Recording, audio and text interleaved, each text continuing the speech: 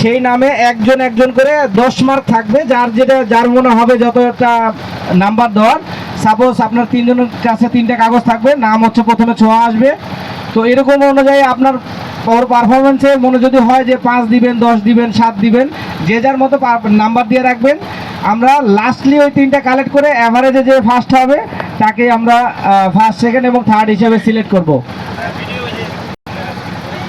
আর special thanks, এবং thanks দিয়ে ছোটো করতে চাই না, আসলে আমাদের এই যে আজকে যে আমরা এই আনন্দটা করতেছি, এই যে ক্রিয়েটিভ মাইন্ড এবং এই যে আজকের অনুষ্ঠানের যে যারা হচ্ছে দাবিদার এবং যারা অনুষ্ঠানে অক্লান্ত পরিশ্রম করে করেছে, লোকমান এবং তার টিমকে সবাই একটা জোরে করতালির মাধ্যমে শুভেচ্ছা জানাই।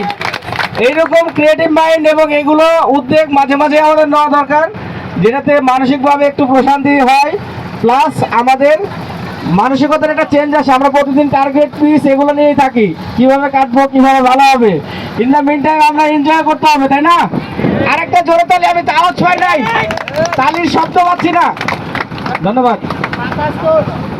তো আমাদের সামনে প্রথমে আমি কাগজগুলো দিয়ে দিলাম।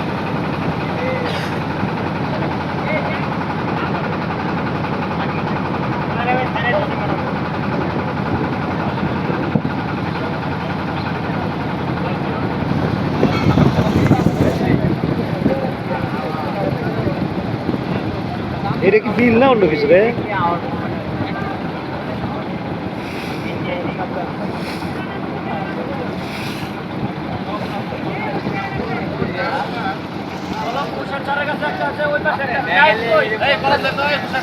কলম দিছি তো আগে। এই কলম কি হলো?